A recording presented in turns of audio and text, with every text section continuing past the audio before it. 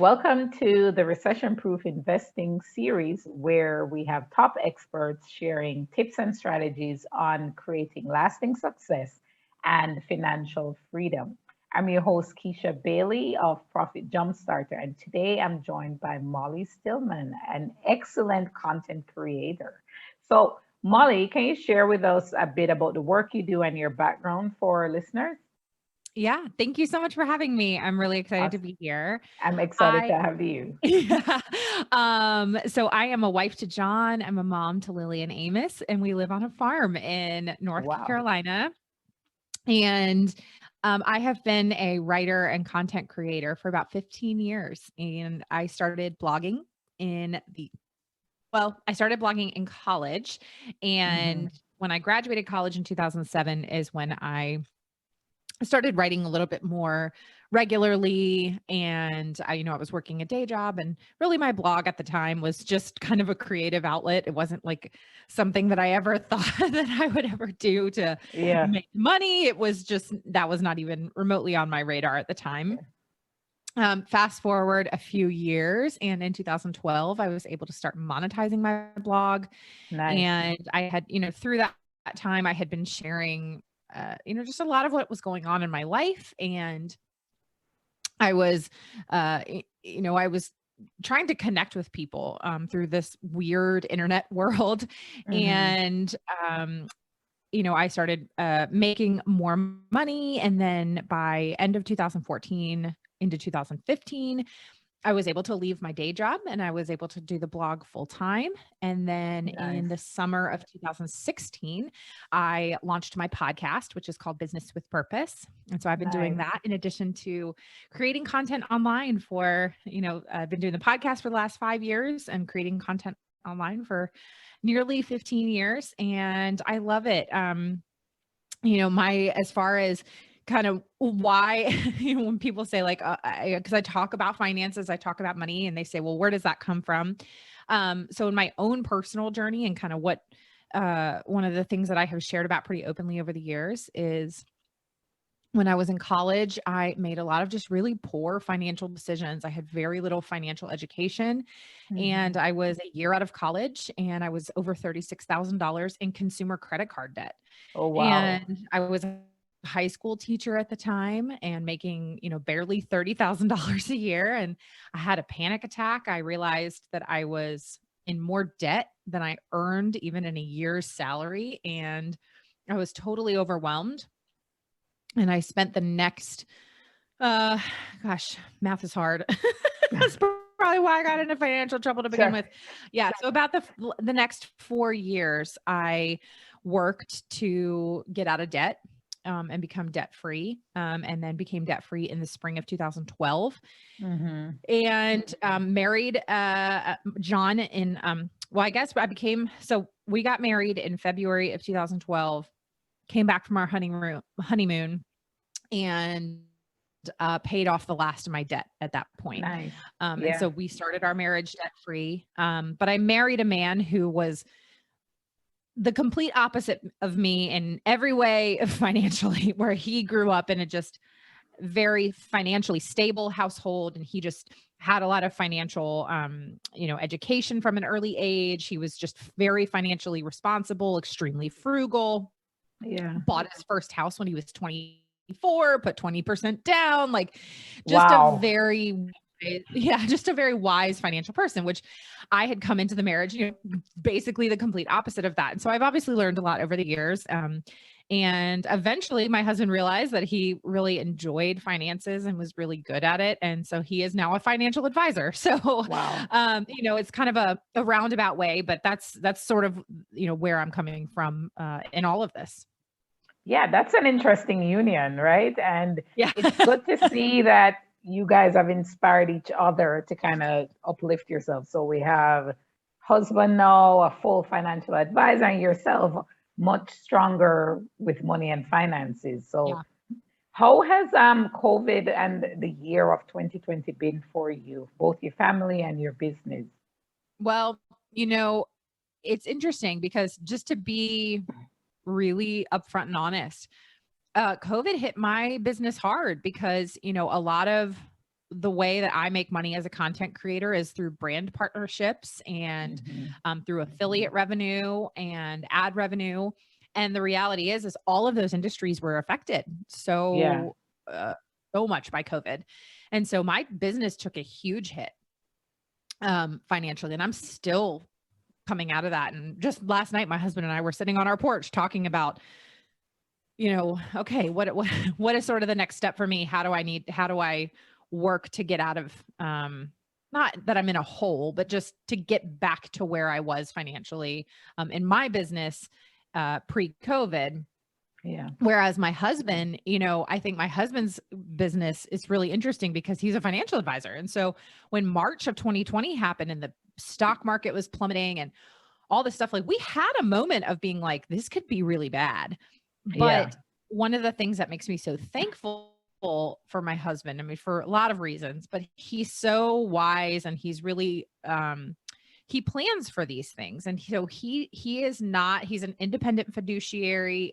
He is not like with some, massive firm or anything. Like he's an independent guy. He works for himself. And Yeah. he has set himself and his clients up in a way so that when things like that happened, they don't feel it as much. So they plan, yes, there's certainly some people who are in higher risk accounts and things like that, but it's like he sets it up in such a way that they aren't feeling the effects of that. And they have money that's more secure in some areas and really kind of diversifying, his financial portfolio, his client's financial portfolio.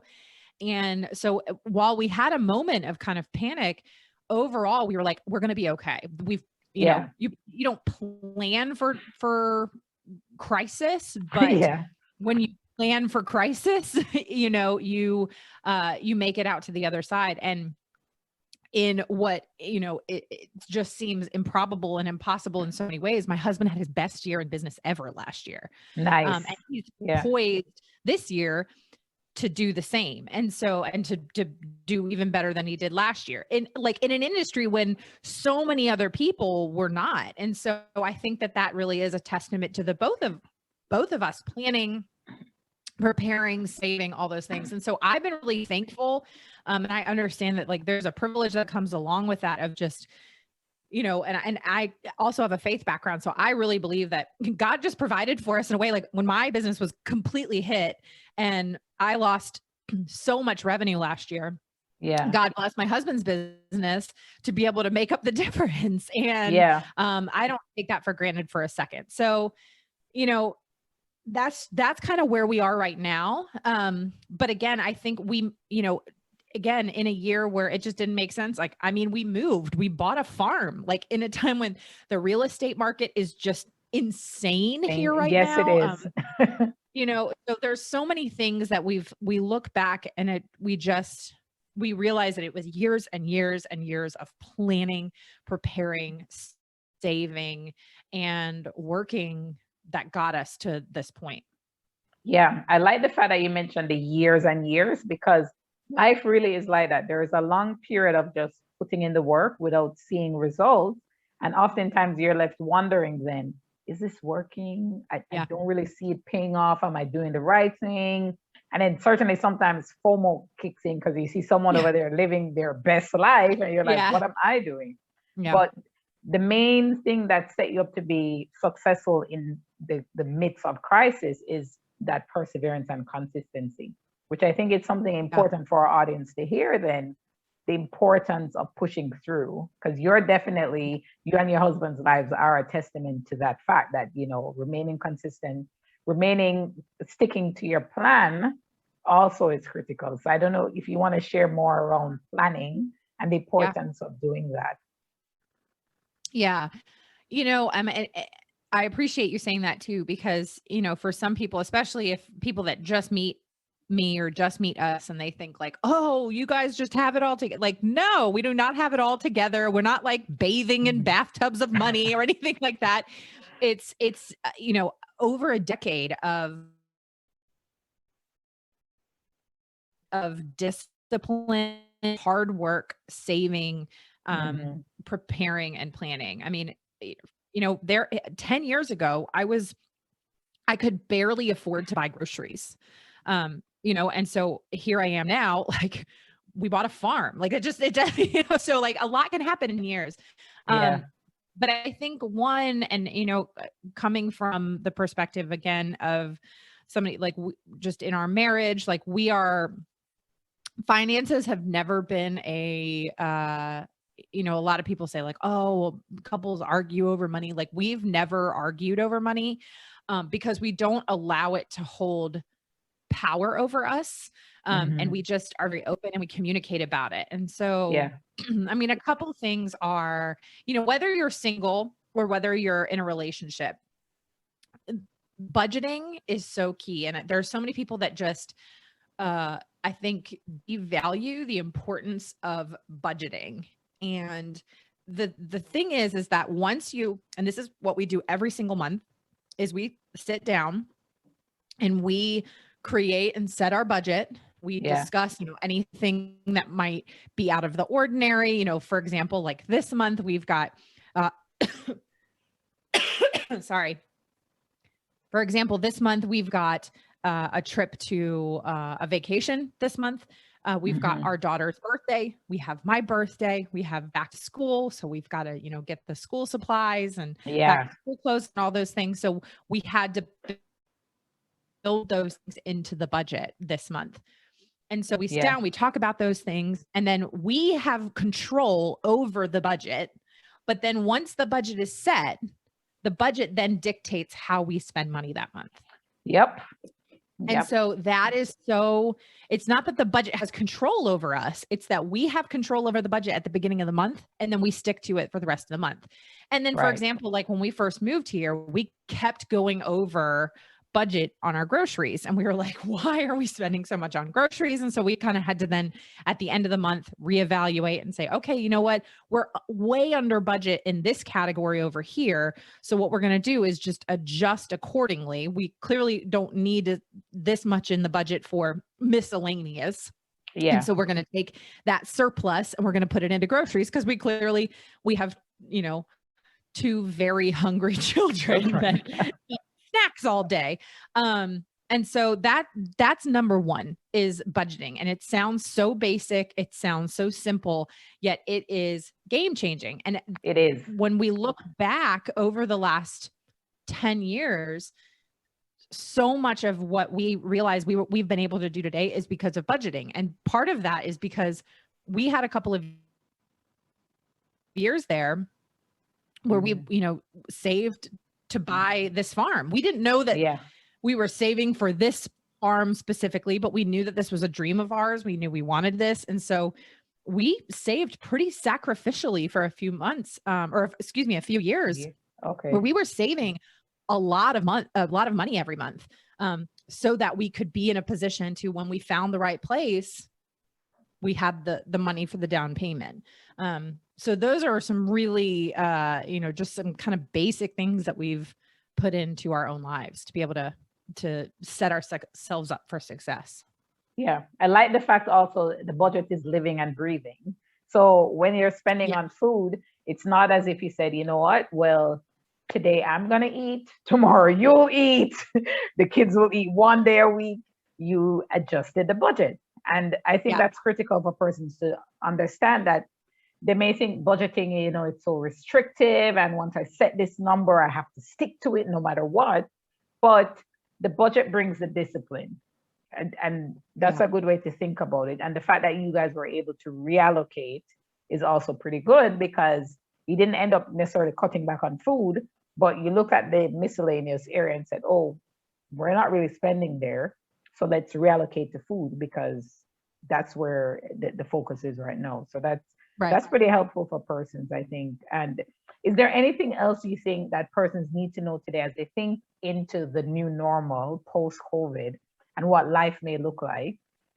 What can persons walk away with, in your opinion, that would really help them to be better with their finances, to better master their money in this new normal of uncertainty that I think will linger for some time? Yeah. I think a couple of things. One, keep going, keep working.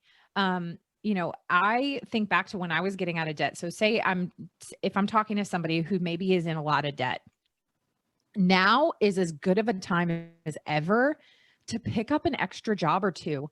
I mean, everywhere is hiring right now, like literally everywhere. So paying you. when people say like, I can't find a job, and I'm like, yes, you can, because there are every restaurant, every retail establishment, everywhere is hiring. And so they are just dying to hire people. So when I was getting out of debt, I was working 4 jobs. Wow. Do I recommend that? No, because it was unsustainable. But I also realized that like I got myself into that financial mess and I had to get myself out of it. And I didn't get myself into that financial mess overnight. So I wasn't going to get myself out of it overnight. So I worked as a food runner and waitress and bartender at a local pub. I worked at an art gallery. I worked at Anthropology, so a retail store at the mall. And I worked part-time in marketing at a radio station. Now, I knew that the radio station had the most, obviously, growth opportunities. And so I worked my butt off at all of those jobs, but especially at that one. And eventually they brought me on full time. And so I was able to leave some of the other jobs. But even while I was getting out of debt, I still worked at the radio station full time. And then I would pick up extra shifts, and put that money towards debt. I would work on the weekends at, a different, restaurant or something like that to be able to really attack that debt. So, that's number one is like, if you're in debt, know that you can get out of it. I know it's hard. I have been there. You can get out of it, but just like you didn't get into debt overnight, you're not going to get out of it overnight. But diligence will pay off. It will pay off. And like I said, now is as good of a time as ever to get some extra jobs because everybody's hiring. So that's number one. Number two, I think, is if you don't already have a plan for saving, an emergency fund, things like that, if you don't have that already set up, work on getting that set up. Savings and an emergency fund are not optional, in my opinion. And I get it. I have been in those positions where you're like, but I don't have any extra to save every month. And so, what I saved those months? $10 here, $20 there. Anytime I had a little bit extra, I saved. So that's really key as well. And I'm also extremely passionate about giving. And I believe in giving sacrificially. Guess what? When I was in debt, I tithed at my church when it did not financially make sense to me. And even to my husband, we were dating at the time, and he was like, I don't know how you're going to do this. I don't know. But every month, it somehow worked out. It's somehow. So it's amazing how it always kind of comes together, right? Always, even when you don't see it.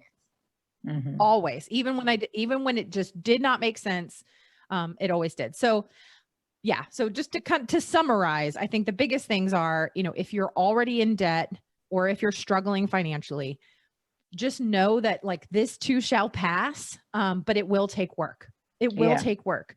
Reach out to people in your community that can support you and help you, but it will take work. Pick up an extra job. Everybody's hiring. You can do it. And then save and plan for the future. Everything is uncertain, but if you create a system in your life financially where you're giving, you're saving, you're budgeting, you'll be okay. You will. And I say that with all the confidence because I've walked through it and my husband has walked his clients through it. I mean, hundreds and hundreds of people that we know personally that have done those things, and they seem so basic, but it really does matter. Yeah. Awesome. This will be super useful for a lot of persons, I'm sure. And so if persons want to reach out to you outside of this interview, how can they find you? Yes. So I am on online at stillbeingmolly.com. My podcast is called Business with Purpose, and I'm on social media. I'm at stillbeingmolly, pretty much wherever you get your socials. Got you. So, yeah. So this has been amazing, Molly. I really appreciate you taking the time to do this session with me and for our audience to share these strategies for persons to do better with their money post COVID. Thank you so much for being here. Thank you for having me.